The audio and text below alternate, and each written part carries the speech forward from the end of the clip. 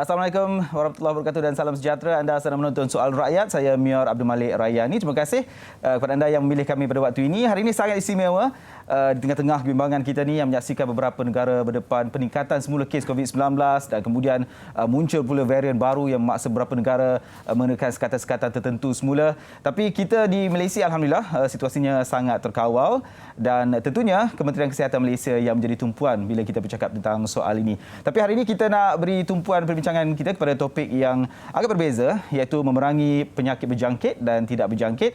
Sangat penting sebenarnya selain tumpuan kita kepada COVID-19 dan untuk itu kita bersama dengan Yang Berhormat Datuk Dr. Nur Azmi bin Ghazali, Timbalan Menteri Kesihatan 1. Apa khabar, Datuk? Baik, alhamdulillah. Terima kasih kerana bersama dengan Soal Rakyat. Sama.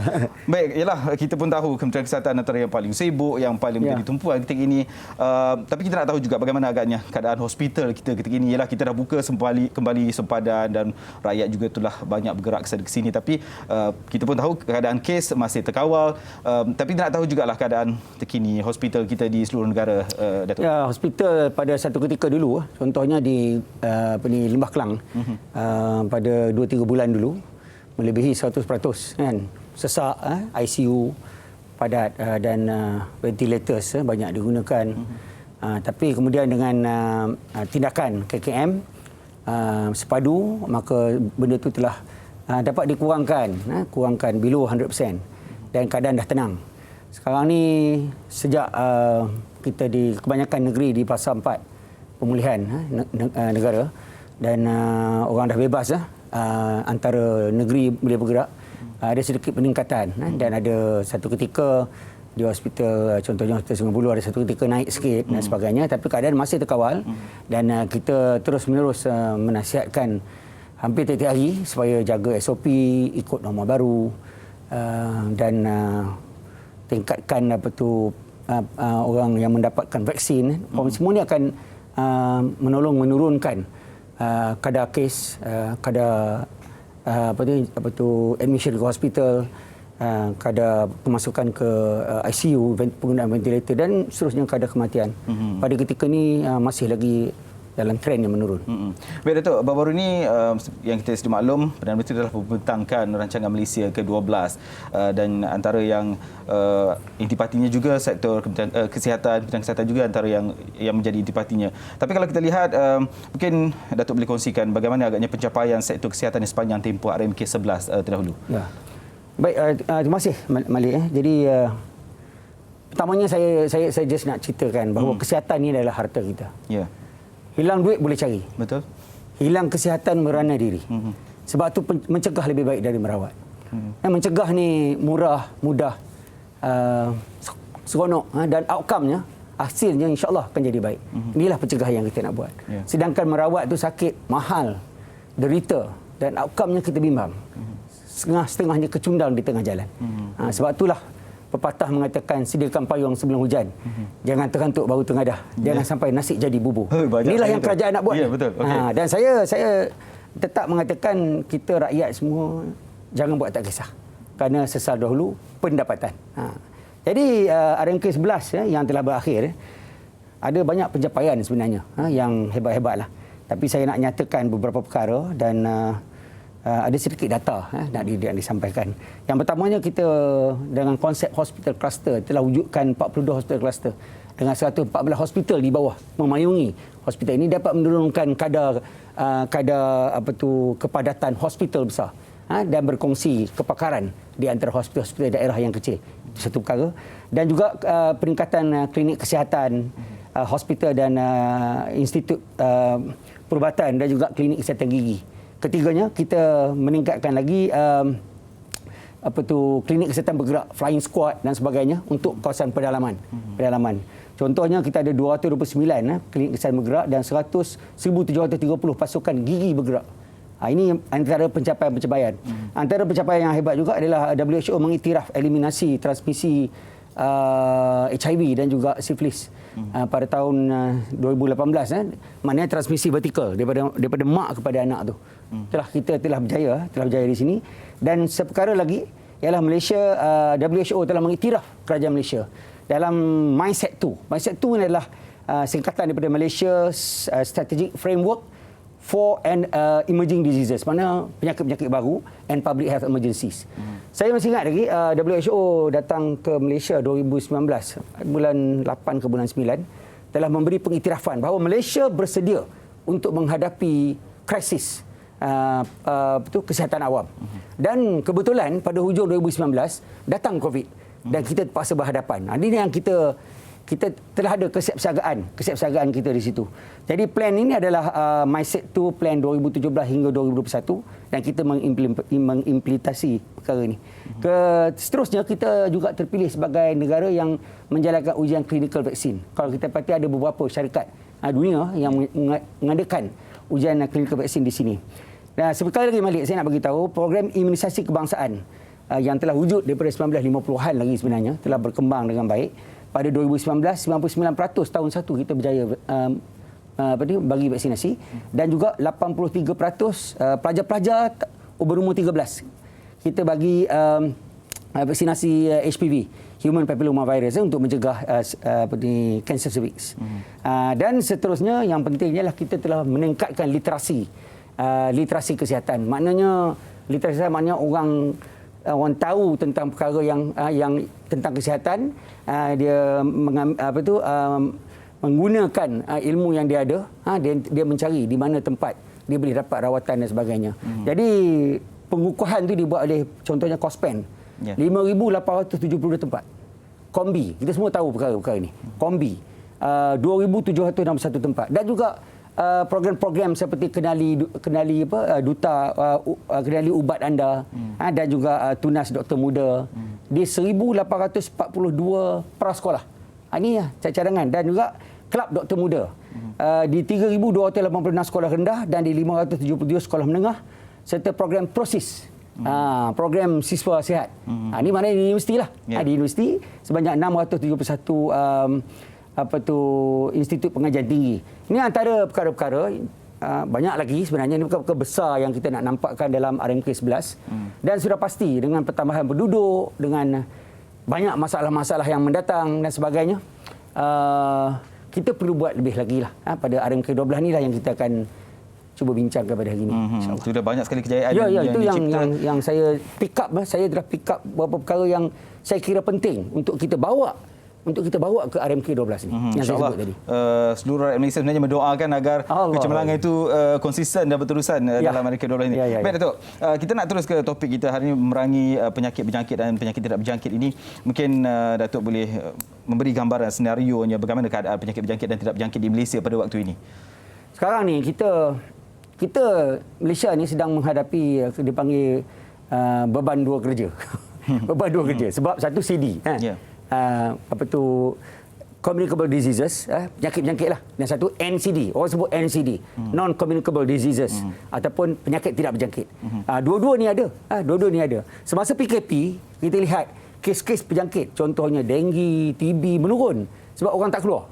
Tapi bila kita dah lepaskan rakyat dia bergerak dan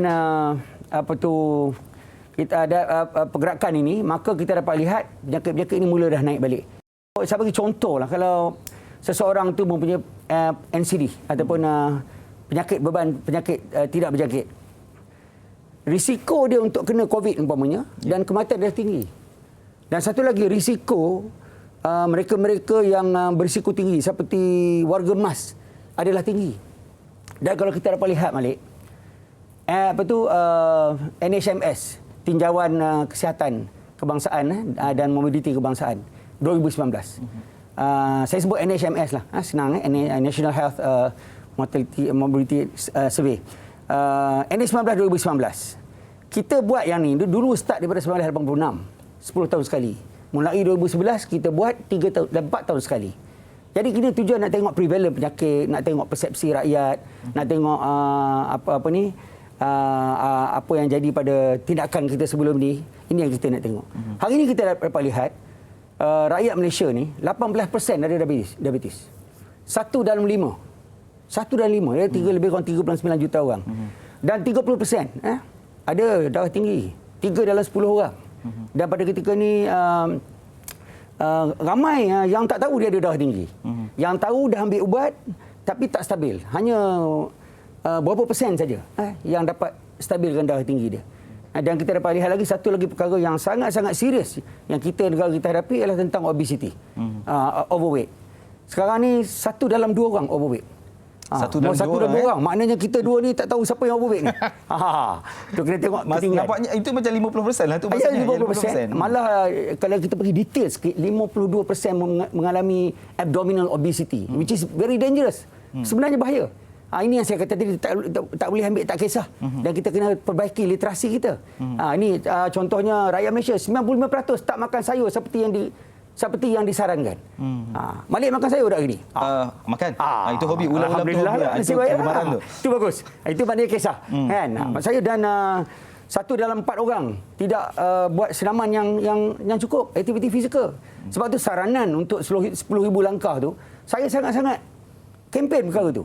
Sebab apa orang tak pergi gym, orang tak bersungguh-sungguh tentang ni, tapi at least kalau dia buat brisk walk 10,000 langkah per day ataupun 3 kali seminggu, dah mencukupi dah untuk dia menjaga kesihatan. Jadi perkara-perkara ini semua, belum kira lagi orang yang merokok. Malaysia ni masih lagi 30% lagi. Dekat-dekat 30%. Dan orang yang tidak menjaga kesihatan dia, tidak ikut saranan ini banyak lagi. Jadi ini yang saya katakan bebanan dua hal ni. Datuk sebut pasal bersenam dan sebagainya. Itu sebenarnya cabaran untuk kita sebagai rakyat Malaysia juga untuk menjaga kesihatan, dan juga kita juga lepas ni nak lihat juga cabaran yang dihadapi oleh Perkhidmatan Penjagaan Kesihatan, hospital-hospital, doktor-doktor juga, bagaimana nak menangani rakyat Malaysia ni, nak beri kesedaran. Tapi selepas itu, selepas ini nanti kita akan bincangkan. Kita nak berehat dulu seketika, Datuk. Kembali selepas ini dalam Soal Rakyat.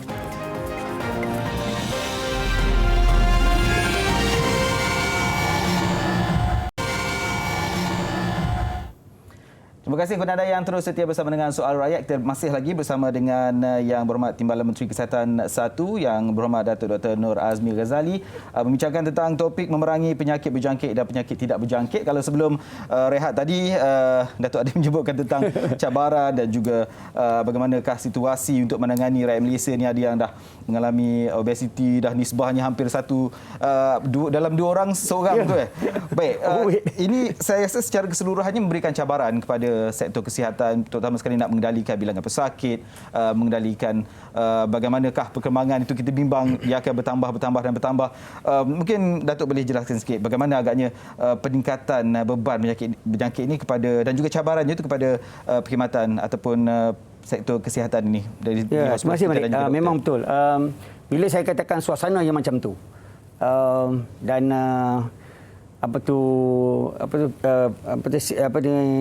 sifat kita yang tidak kisah dan sebagainya, bebanan yang ditanggung ni banyak sebenarnya. Kalau kita lihat daripada ramainya yang ada penyakit ni, penyakit tidak berjangkit ni, contohnya sakit jantung, darah tinggi, kencing manis, stroke, kanser dan sebagainya, menyebabkan kematian. Jadi tekanan yang kita terima yang pertama sekali tentang tekanan tentang human resource dan fasiliti kita, dan juga kos yang tinggi. Ini adalah bebanan yang jelas yang kita terpaksa hadapi. Sebab tu kalau kita dapat lihat, berlaku ketidakseimbangan apabila di antara kawasan bandar dan kawasan luar bandar umpamanya.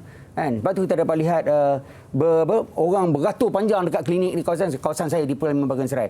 Saya lihat ramai orang yang beratur panjang ramai. Sebab apa? Sumber manusia. Mungkin kita tak cukup doktor, tak cukup pakar lagi nak mengendalikan. Ketidakseimbangan ini berlaku di bandar dan luar bandar, terutama di kawasan pedalaman. Kalau kita ambil contoh di Sabah dan Sarawak, bila saya turun ke Padang, saya dapat lihat, ini cabaran-cabaran yang terpaksa dihadapi oleh kerajaan.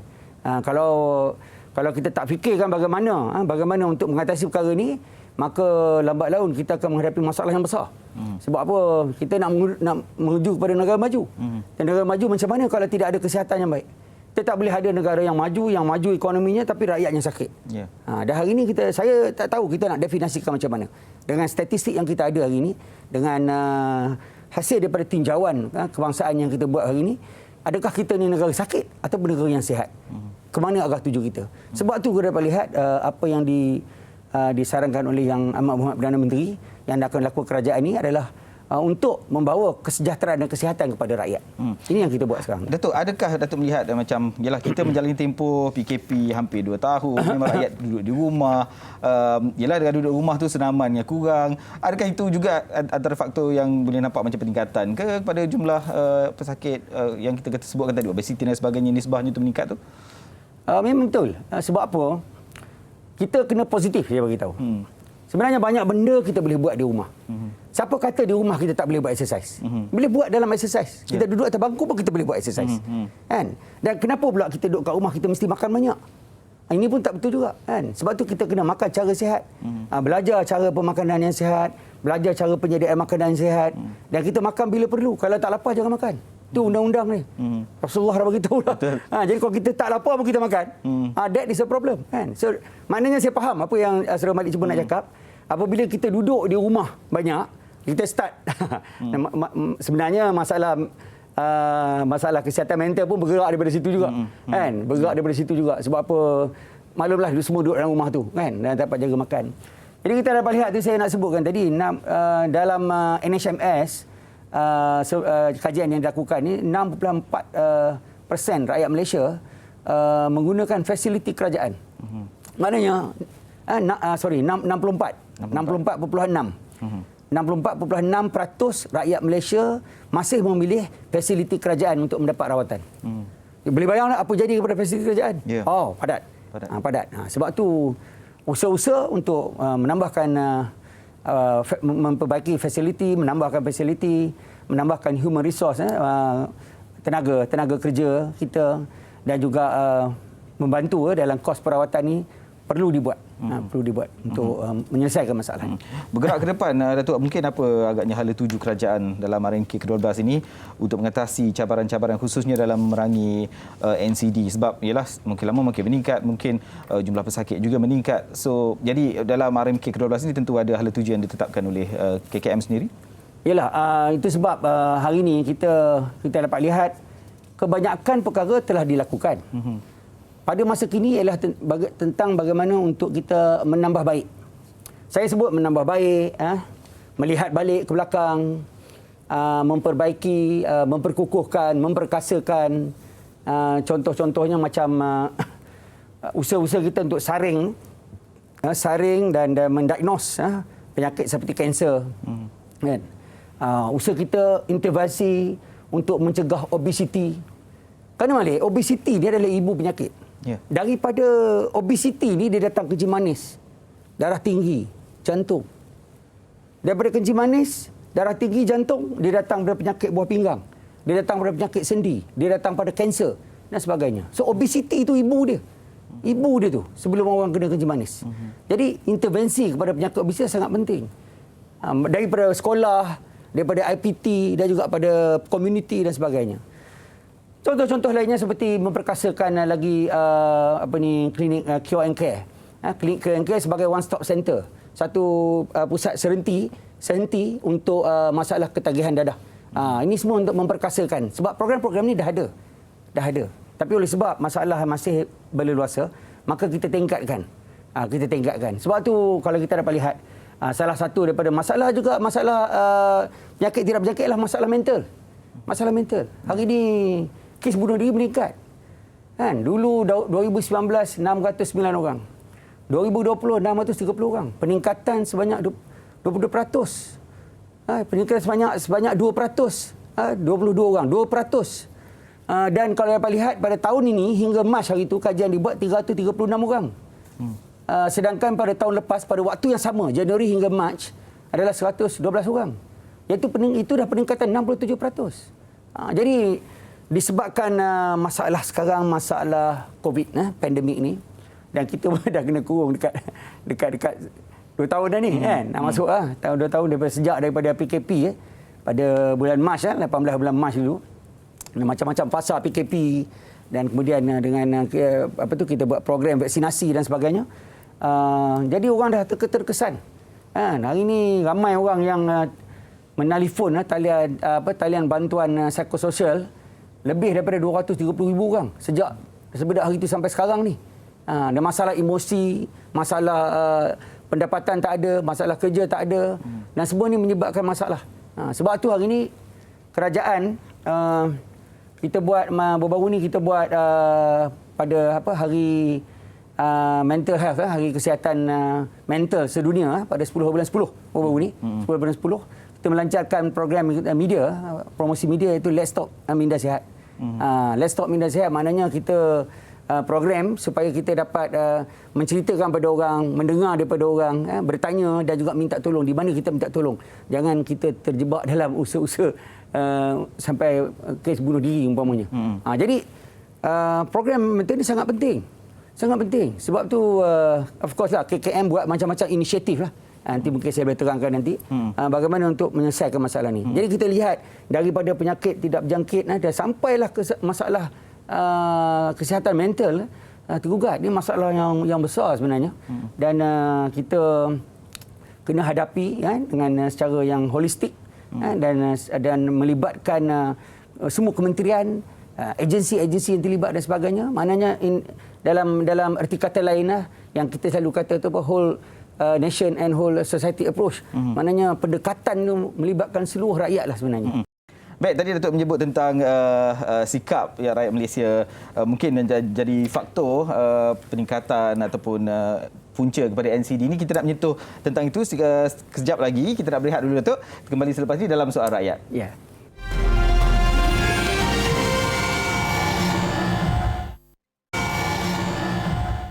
Anda masih lagi bersama dalam Soal Rakyat. Baik, Datuk, sebelum kita berehat tadi, Datuk ada menyentuh tentang sikap ataupun punca-punca lah yang menjadi kata orang bagaimana rakyat Malaysia ini sehingga boleh ataupun jumlah kes NCD ni peningkatannya begitu ketara sekali. Dan saya yakin ini antara puncanya tentu sekali sikap rakyat Malaysia yang tak betul-betul mengambil maklum ataupun kurang peka kepada isu-isu kesihatan seperti ini. Mungkin Datuk boleh kongsikan apa agaknya inisiatif yang dilakukan oleh KKM sendiri dalam meningkatkan kesedaran rakyat mengenai kesihatan ini, Datuk? Inilah yang saya cuba nak terangkan sedikit sebanyak pada awal tadi. Apabila kita mengambil sikap acuh tak acuh lah, kan? Tak kisah sangat lah, tak serius sangat tentang kesihatan kita, kesihatan kita, maka jadilah perkara-perkara ini. Ini penyakit tak berjangkit. Penyakit tak berjangkit ini bukan sebab kuman, betul, bukan sebab virus, sebab diri sendiri. Diri sendiri yang buat silap, kan? Bagi buat silap. Jadi antara inisiatif yang dalam RMK 12 yang ditekankan oleh kerajaan hari ini ialah Agenda Nasional Malaysia Sihat. Ini kita sebut ANMS. Dirasmikan oleh Yang Amat Berhormat Perdana Menteri pada 11 bulan 11 baru-baru ini. Ini adalah satu lagi tawaran kerajaan untuk memberikan kesejahteraan kesihatan kepada rakyat. Jadi ini diketuai oleh KKM dan juga bersama dengan Kementerian Perumahan. Sebab apa? Dia melibatkan kebersihan. Dan juga agenda nasional sihat ini melibatkan agenda nasional. Jadi semua kementerian terlibat, agensi terlibat, dan programnya itu juga dibawa bersama oleh pihak swasta dan juga NGO. Jadi persediaan ini adalah persediaan kita untuk memasuki fasa endemik. Maknanya buat persediaan. Sebab apa? Kalau kita pergi dengan persediaan statistik dulu, maka kita akan, macam saya kata tadi, ramai orang akan jadi sakit.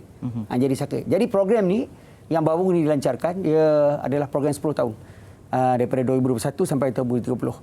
Merangkumi dua fasa. Maknanya fasa pertama 2021 hingga 2025. Kemudian 2026 hingga 2030. Dan ini ada 4 teras. 10 strategi dan juga 24 inisiatif yang akan diperdalamkan dari masa ke semasa.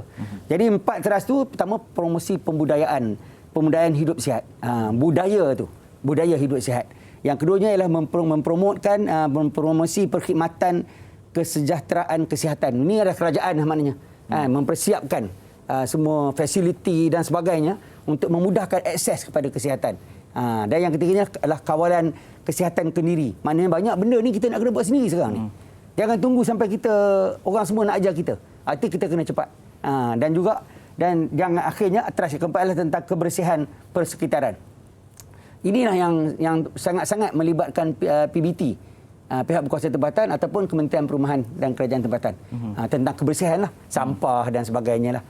Jadi 4 perkara ini menjadi asas, menjadi teras supaya orang mengambil inisiatif.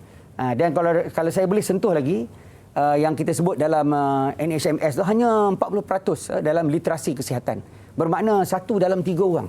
Dia macam ambil tak kisah. Kan? Tak kisah apa nak jadi kan. Dia tak kisah. Sebab tu bila kita suruh buat vaksin dia tak datang. Kita bagi appointment dia tak datang. Sekarang ni bila kita buat dos penggalak dia slow. Pergerakan dia slow. Terpaksa kita menjerit motivasi dan sebagainya, bagi tahu, bagi kebaikan, bagi bahaya keburukan tak ambil dan sebagainya. Ini yang kita dah sekarang ada varian baru lagi. Kan? Varian baru lagi datang. Itu sebenarnya menggugat. Jadi sebab tu dalam ANMS, kerajaan akan mewujudkan dasar literasi kesihatan kebangsaan. Dalam ni kita akan memperkasakan, memperkukuhkan ejen-ejen kesihatan kita. Ejen-ejen kesihatan ni sukarelawan dan kumpulan NGO sukarelawan bergabung sebagai apa? My Champion. My Champion. Dan juga kita memperkasakan, tadi saya sebut tentang COSPEN. Memperkasakan COSPEN. Kita memperkasakan kombi. Kita memperkasakan community. Dan juga semua orang, akhirnya semua rakyat supaya mengambil bahagian dalam ANMS ni. ANMS ni sebenarnya adalah satu tawaran kerajaan untuk menjadikan kita rakyat yang sihat. Ya. Jadi dengan adanya usaha-usaha macam ni, maka kita pandai. Contohnya saya nak bagi tahu, kita dah pandai macam mana membudayakan kawalan kesihatan kediri. Bila kita sakit, kita cek. Kita cek. Kalau cek positif, kita bagi tahu, contohnya COVID lah. Kan? Kita cek. Kita kuarantin diri kita sendiri. Kita cek sendiri. Kita kuarantin, kita cek sendiri. Kita laporkan dalam MySejahtera. Kemudian kita laporkan pada CAC dan sebagainya. Ini semua kendiri. Ini maknanya kita take charge. Ambil bahagian, ambil tanggungjawab atas kesihatan. Jangan harap pada kerajaan saja. Ini yang ANMS ni bukan kerajaan saja. Walaupun kerajaan telah berjanji dan kita akan memberikan dana yang sepatutnya, kan? Dana yang sepatutnya untuk menjayakan program ni. Tapi kejayaan program ini bergantung pada whole of nation approach, keseluruhan negara kita. Jadi saya bagi satu contoh lagi. Dalam kawalan kesihatan kendiri, kita cek tekanan darah kita bukan susah. Sekarang kita boleh jumpa doktor, pergi klinik, boleh kita cek sendiri, boleh di rumah ada mesin. Boleh beli sendiri yes, juga. Kita cek gula sendiri, kita cek berat badan sendiri. Berapa ramai orang tak cek tekanan darah? Sedangkan tekanan darah saya kata 50% dalam kajian, 50% tak tahu dia ada darah tinggi. Dan yang tahu pula tak makan ubat. Dan yang makan ubat hanya 45% saja yang kawal. Nampak tak? Jadi orang tak timbang. Berapa orang yang timbang berat badan dia? Ataupun makan ni. Makanlah selagi boleh. Tu kadang-kadang saya tanya balik. Saya tanya, kita ni makan untuk hidup ke hidup untuk makan? Itu kalau saya tanya direct tu susah nak jawab. Makan untuk hidup ke hidup untuk makan? Dia tak boleh jawab. Selalunya dia orang jawab salah. Tapi saya bimbang. Takut nak jawab mana satu yang betul, mana satu takut. Yang saya bimbang sebenarnya, saya takut rakyat Malaysia ni makan untuk mati. Ataupun makan sampai mati. Sebab kedai makan 24 jam. Maknanya 24 jam kita makan. Dia punya motivasi dia untuk makan. Jadi kita kena makan yang sihat. Kita kena buat aktiviti fizikal. Ini yang saya nak beritahu tadi. Aktiviti fizikal macam saya kata 10,000 langkah. Paling kurang lah. 10,000 langkah aktiviti fizikal. Kita ambil vaksin. Lengkapkan vaksin kita, dos penggalak dan sebagainya. Kita buat benda ni. Jadi kalau kita cek kita tekanan darah, cek berat badan kita, cek kalau kita ada penyakit, maka insya-Allah kita punya immunity, kita punya daya tahan badan lebih baik, kita lebih sihat. Kita sebut pasal penimbang berat tadi tu, sebenarnya kat rumah ada. Tapi setiap kali timbang, dalam hati ni kata penimbang ni salah kan. Okay. Betul, kita sebut tentang agenda kerangka ANMS ni, agenda Nasional Malaysia Sihat ni.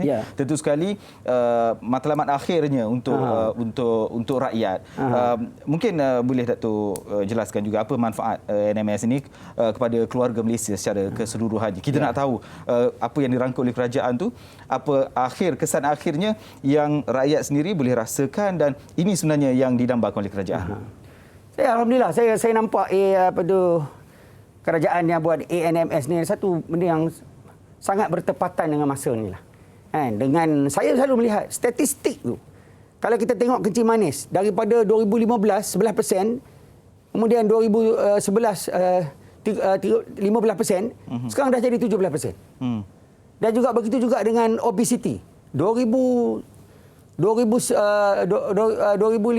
tu mula-mulanya 15%, kemudian 2011 7%, sekarang dah 19%. Obes tu sendiri. Jadi naik. Kalau macam ni, kita buat kajian ni untuk apa? Kita buat untuk apa sebenarnya kan? Kita buat supaya kita dapat tentukan kesihatan kita lebih baik. Jadi sebab tu ANMS saya kata datang bertepatan dengan masanya. Yang pertamanya, bila kita berjaya membudayakan hidup sihat. Jadi kita dah tahu dah. Tak lapar jangan makan. Kalau makan makanan yang sihat. Kan? Makan yang sihat. Yang tak sihat gula. Kalau kita makan gula banyak kita tak sihat. Kalau kita makan banyak pun kita tak sihat. Kita kena makan makanan yang berzat, makanan yang bersih. Ini kita budaya sihat umpamanya. Dan aktiviti saya dah sebut banyak kali tadi. Jadi kita pun ada inisiatif untuk cek sendiri badan kita. Cek tekanan darah, cek gula, cek berat ni boleh buat. Orang boleh buat. Dan ini semua akan menyelamatkan nyawa dia. Dan saya kata tadi hasil daripada sini, manfaat ni kita dah meningkatkan imuniti badan kita. Orang kena COVID ni kan. Memang betul. Tapi sebenarnya kalau kita, insya-Allah, kalau badan kita sihat dan kuat, kita kalau kena pun sikit umpamanya. Kalau kena pun tak serius umpamanya. Cuba tengok, kebanyakan kematian adalah orang-orang yang mempunyai komorbid. Apa tu komorbid? Darah tinggi, kencing manis, jantung. Itu komorbid. Kita tak boleh kata kita tua, kita kena komorbid. Dia bukan macam tu.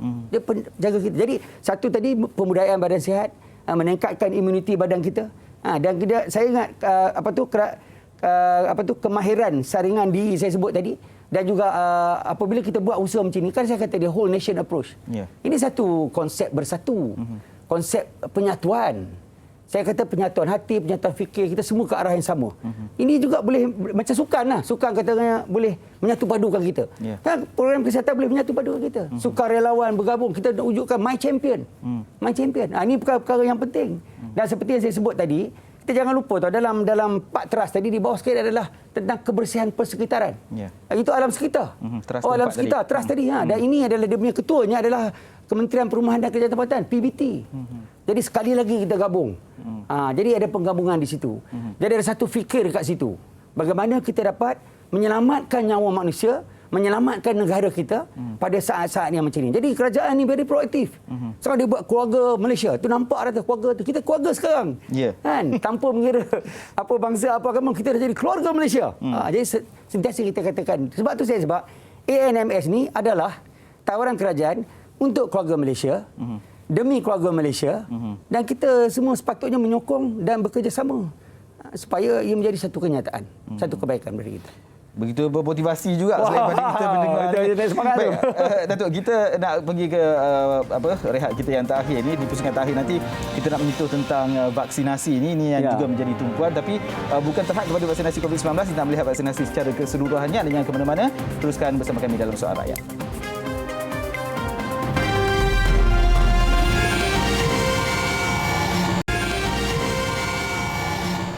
Anda masih lagi bersama dalam Soal Rakyat. Kita masih lagi bersama dengan Timbalan Menteri Kesihatan 1, Yang Berhormat Datuk Dr. Nur Azmi Razali.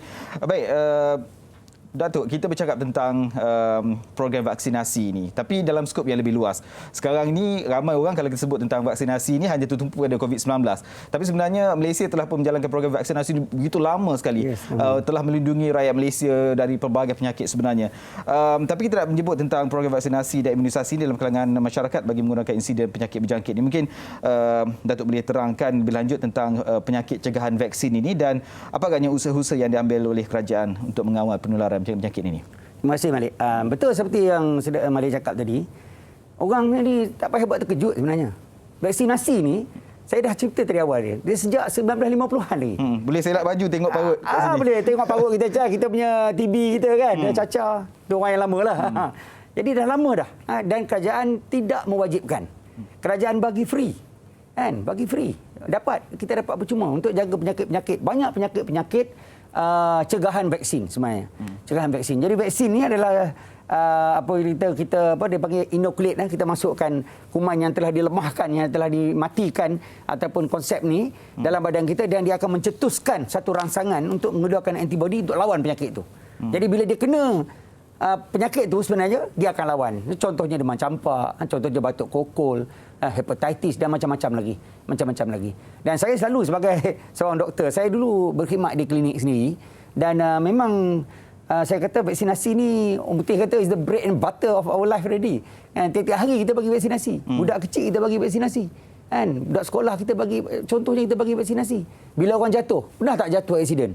Pergi klinik, apa doktor buat? Doktor akan bagi vaksinasi. Dia bagi ATT, anti-tetanus toxoid. Dan nak jaga jangan kena kancing gigi. Kancing gigi. Itu vaksinasi. Jadi kita nasihatkan rakyat untuk mengikuti. KKM ada jadualnya. Ada plan vaksinasi daripada kita lahir sampai ke sekolah. Itu disambung plan vaksinasi di sekolah dan sebagainya. Jadi ini penting.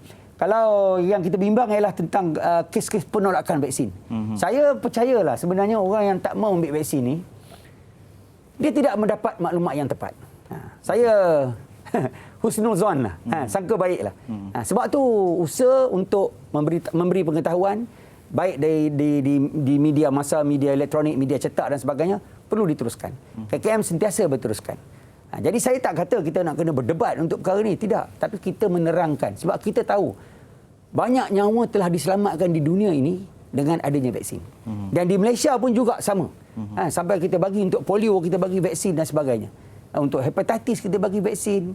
Untuk typhoid kita bagi vaksin. Jadi ini yang kita bimbang ialah tentang penolakan. Sebab ada penolakan.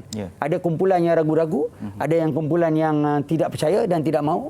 Tapi lebih membimbangkan kalau ada kumpulan yang menghasut. Jadi ini perkara-perkara yang mesti kita jagalah, kan. Dan dalam konteks sekarang ni, bila COVID-19 datang. Sebab COVID-19 ni penyakit baru, emerging disease. Dia satu virus yang baru dikenali, kan. SARS. Jadi kita ada usaha kawalan penyakit kesihatan awam. Kita ada usaha untuk di hospital untuk merawat yang dah sakit. Daripada ubat-ubat biasa sampai ke ubat-ubat yang kuat, yang setanding untuk lawan penyakit ni. Dan kita ada usaha pencegahan, kita buat PKRC dan sebagainya.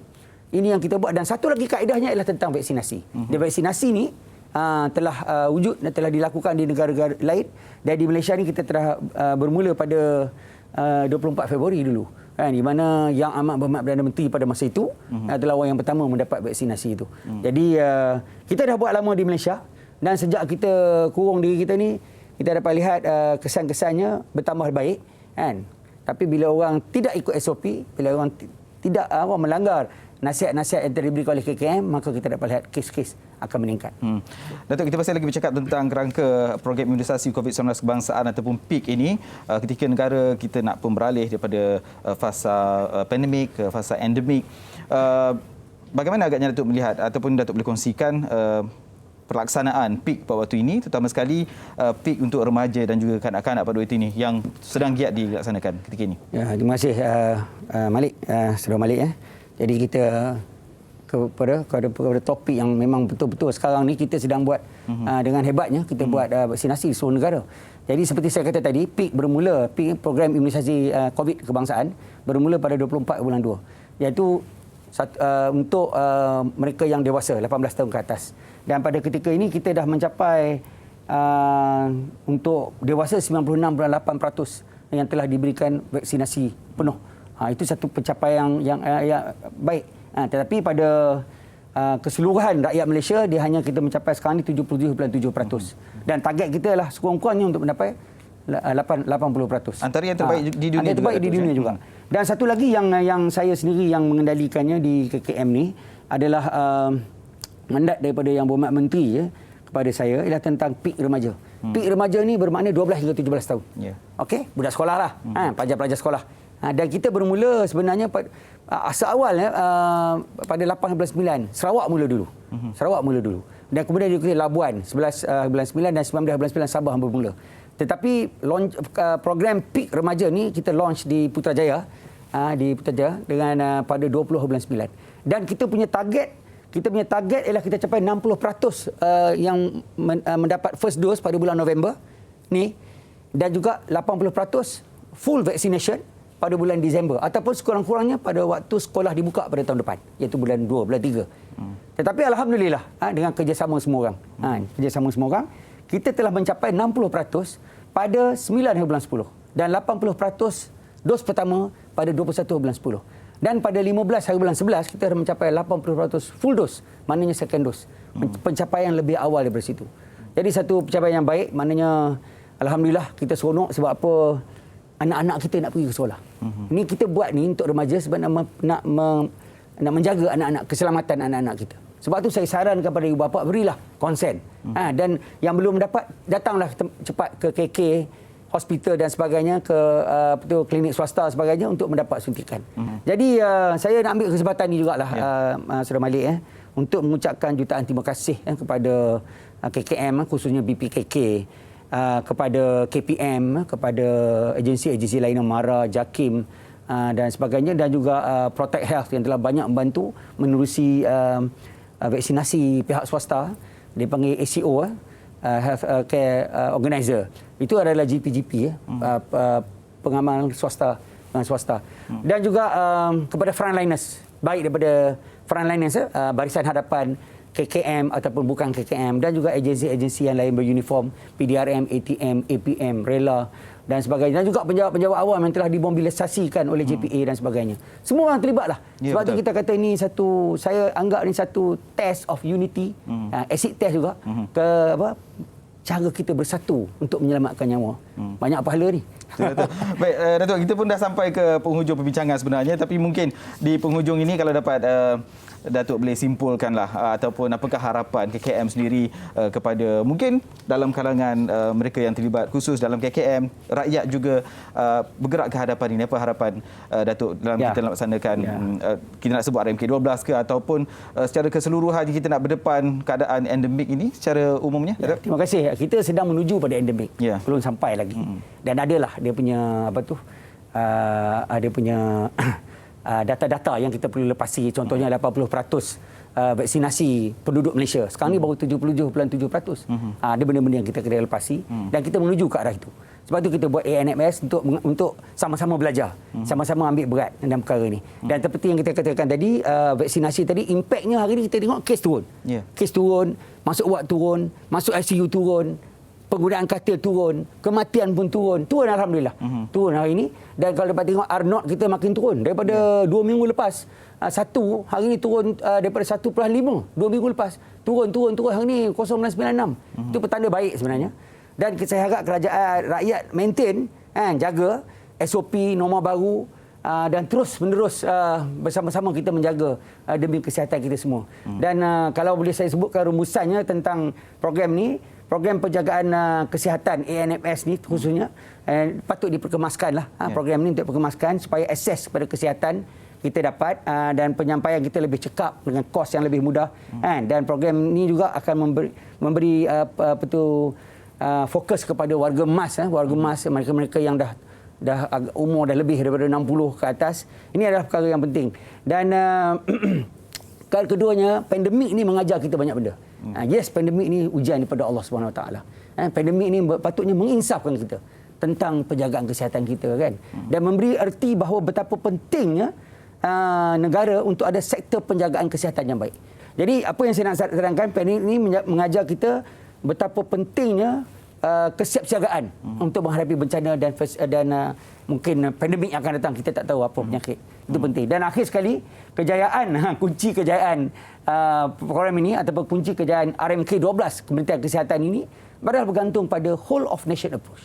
Kita semua, tidak kira apa bangsa, apa agama, apa pangkat, apa darjat, di mana kita tinggal, kita semua terlibat secara langsung, bertanggungjawab untuk memberikan kejayaan program ini. Sebab saya agak sangat semua pihak, pejabat awam, swasta, NGO dan komuniti, rakyat semua, sama-samalah kita bergabung, sama-samalah kita memberikan komitmen yang tidak berbelah bagi untuk kejayaan kita hari ini. Inilah a good test for us dan satu perkara yang baik yang kita boleh lakukan semasa hidup kita hari ini. Terima kasih. InsyaAllah. Baik, itu dia Yang Berhormat Datuk Dr. Nur Azmi Ghazali, Timbalan Menteri Kesihatan 1. Terima kasih Datuk kerana bersama dengan Suara Rakyat hari ini.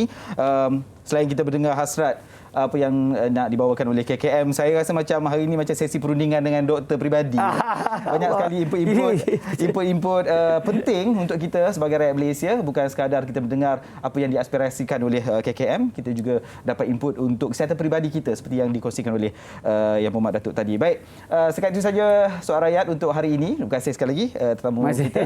Terima kasih juga kepada anda yang menonton dari awal tadi. Saya Mior Abdul Malik Rayani. Kita jumpa lagi insya-Allah dalam lain siaran. Assalamualaikum.